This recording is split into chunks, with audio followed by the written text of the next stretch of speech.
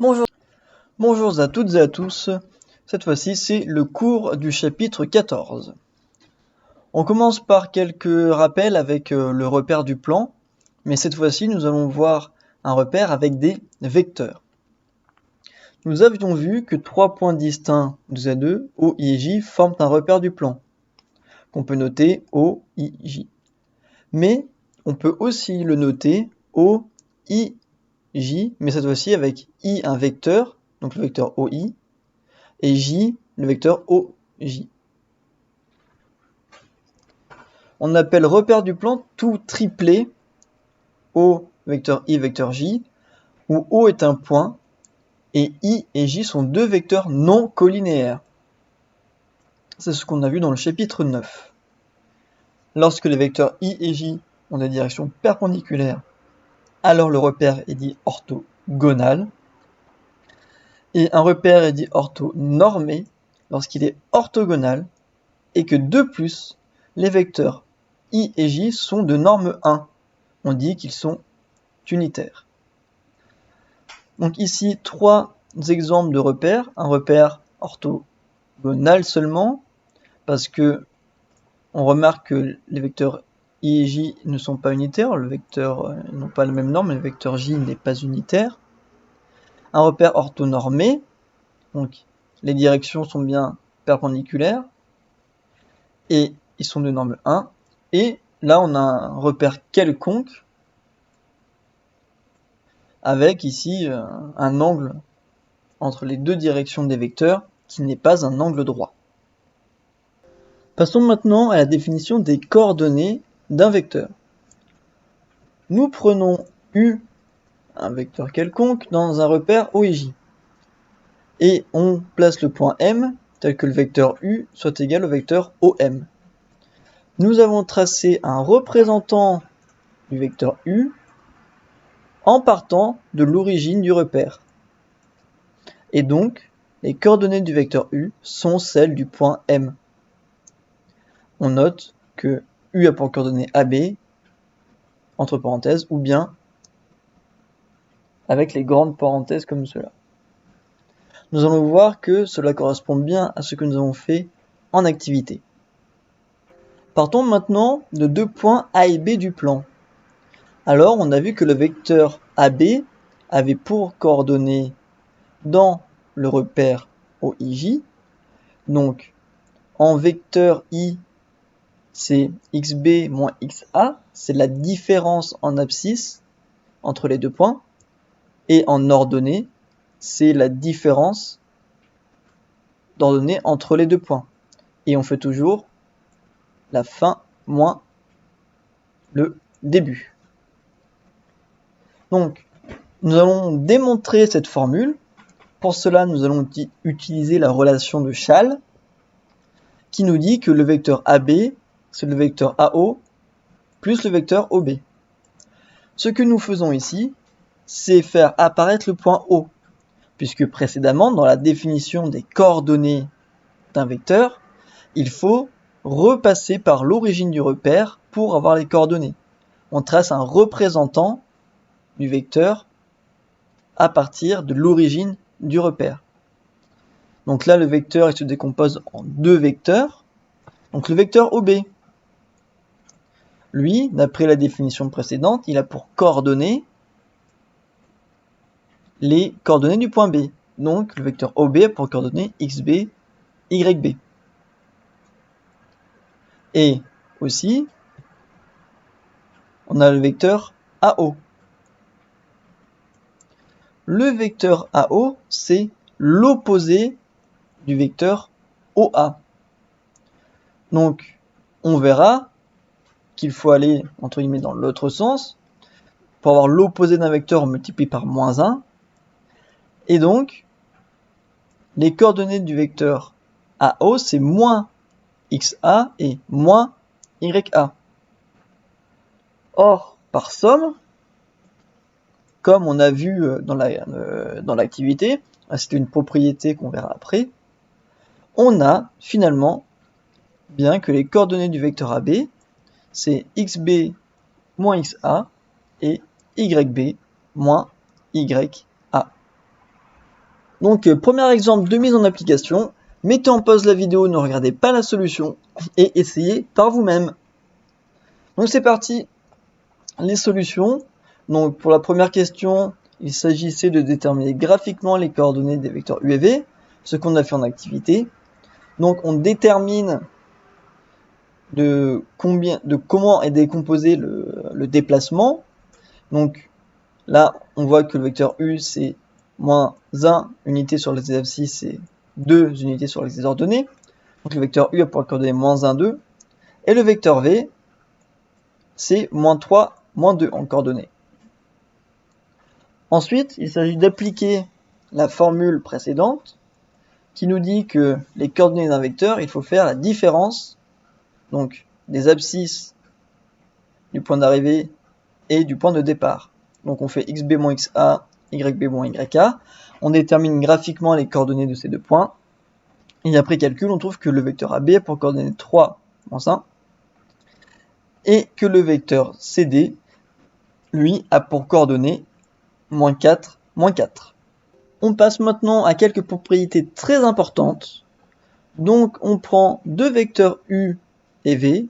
U a pour coordonnée x, y, V a pour coordonnée x', y', dans un repère O et J, et on prend un réel K appartenant à R. Donc, dire que deux vecteurs sont égaux, ça équivaut à dire que les coordonnées de ces vecteurs sont égales entre elles. Donc, x est égal à x', et y est égal à y'. Ensuite, le vecteur U plus V, il a pour coordonnées x plus x' et y plus y'. On a vu dans l'activité qu'il suffisait de faire la somme des coordonnées, donc x plus x', y plus y'. Le vecteur k fois U, donc il a pour coordonnées kx et ky. On multiplie les coordonnées par k. Et la norme du vecteur U, donc on a vu que ça se notait entre double barre, ça vaut racine carrée de x au carré plus y au carré.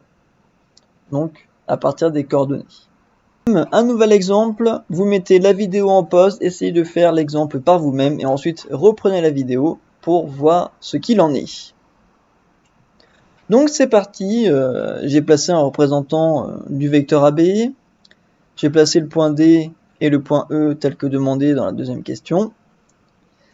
Ensuite, on veut déterminer les coordonnées de moins le vecteur AB.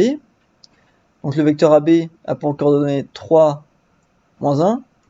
Moins le vecteur AB, c'est moins une fois le vecteur AB. Donc je multiplie chaque coordonnée par moins 1. Donc ça revient à prendre l'opposé. Donc moins AB a pour coordonnées moins 3, 1. Ensuite, les coordonnées du vecteur 2AB moins 4CD. On fait le calcul séparément. Déjà, le vecteur 2AB a pour coordonnées 6, moins 2. On obtient ce résultat en multipliant par 2 chaque coordonnée du vecteur AB. Le vecteur moins 4CD a pour coordonnées 16, 16. On fait la somme de ces deux vecteurs. C'est 2 fois AB plus moins 4 fois le vecteur CD. Donc, on additionne les coordonnées. 6 plus 16, 22. Et moins 2 plus 16, 14. Donc, le vecteur 2AB plus moins 4CD a pour coordonnées 22, 14. Ensuite, on veut la norme du vecteur AB. Donc, c'est la racine carrée de 3 au carré, plus moins 1 au carré, ce qui nous fait racine carrée de 9 plus 1, ce qui nous fait racine de 10 unités.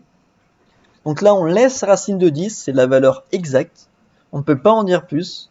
C'est un nombre irrationnel, mais c'est la longueur exacte. La norme exacte du vecteur AB. Nous allons maintenant appliquer ces coordonnées à la collinéarité pour compléter le chapitre 9.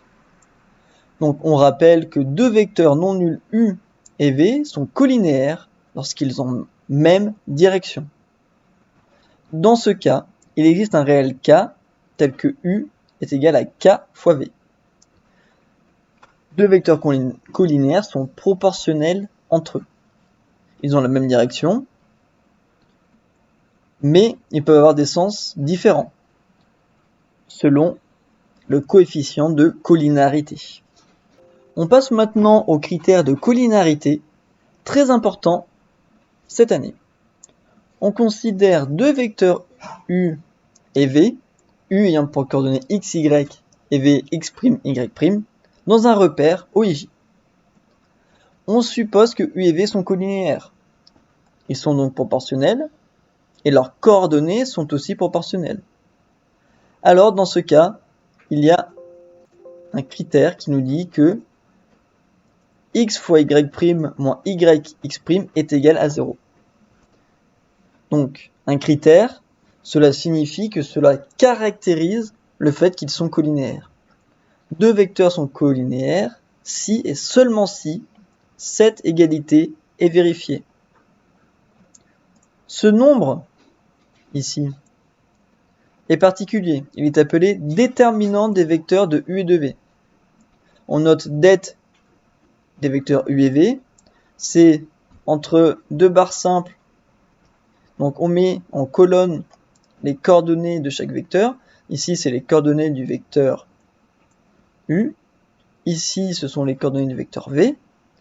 Et on fait ce nombre-là, déterminant, ça vaut x fois y' moins y fois x'.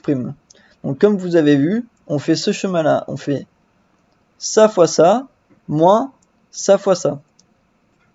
Quand on fait graphiquement, ça donne ceci, c'est x, y' moins y, x'. C'est un moyen mnémotechnique pour le retenir, c'est le déterminant.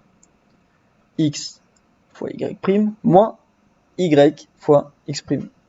Et donc ça fait ce dessin-là si je trace à la souris. On résume le critère de collinarité en U et V sont collinéaires si et seulement si le déterminant des deux vecteurs est nul. Donc, je passe la démonstration pour la fin de la vidéo, pour ceux qui seraient intéressés. En attendant, on va faire l'exemple de façon plus concrète. Donc vous prenez votre feuille et votre stylo et vous essayez de faire l'exemple. Vous mettez la vidéo en pause et revenez pour avoir les explications. Donc on considère trois vecteurs U, V et W. Première question, placer un représentant de chaque vecteur dans le repère. C'est ce que j'ai fait ici. Le repère n'est plus aux mêmes dimensions, mais vous pouvez avoir un dessin similaire. On va démontrer que les vecteurs U et V sont collinéaires. Pour cela, on calcule le déterminant des deux vecteurs. Donc, le déterminant des vecteurs U et V, c'est entre deux barres les coordonnées du vecteur U, qui sont moins 4, 4, puis les coordonnées du vecteur V qui sont moins 8, 8. Ce déterminant, c'est le nombre suivant qui vaut moins 4 fois 8, moins 4 fois moins 8, ce qui nous donne moins 32 moins 32, ce qui est égal à moins 32 plus 32, ce qui vaut 0. On conclut donc que les vecteurs sont collinéaires. Dans l'autre cas de figure, est-ce que U et W sont collinéaires? Manifestement, non. En effet, on calcule le déterminant, il s'écrit comme cela. Ici, ce sont les coordonnées du vecteur U en colonne. Ici, les coordonnées du vecteur W en colonne.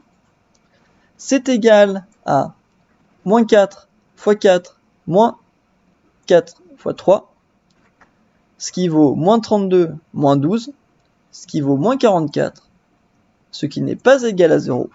On conclut donc que les vecteurs ne sont pas collinéaires. Pour les plus déterminés, voici la démonstration du critère de collinéarité.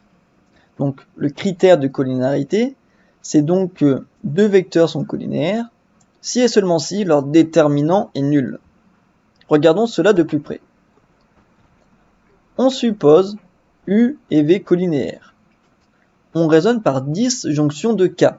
parce que plusieurs cas peuvent se présenter. Le premier cas, si l'un des vecteurs est nul, alors l'égalité est vraie.